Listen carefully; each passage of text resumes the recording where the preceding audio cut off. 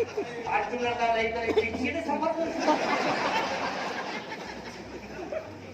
mayor साहब ने खुद वक्त दिया था बजाते खुद हाँ हाँ ओहो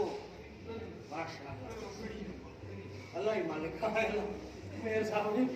अच्छा मतलब क्या काम है मेयर साहब में मुझे बताओ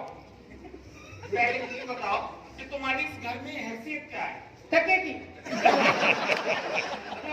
मैं मेयर साहब का पिए जी जी तो फिर आपसे दोस्ती पक्की अच्छा माशाल्लाह लेकिन तो सेठ जी है तुम मुझे काम बताओ बस मैं अपना पूरा साथ जो दिल है ना वो तुम्हारे कदमों में रख दूंगा रख दिया कदमों में दिल नजराना कबूल कर कबूल है कबूल है कबूल है वाह वाह दिया निकाल दे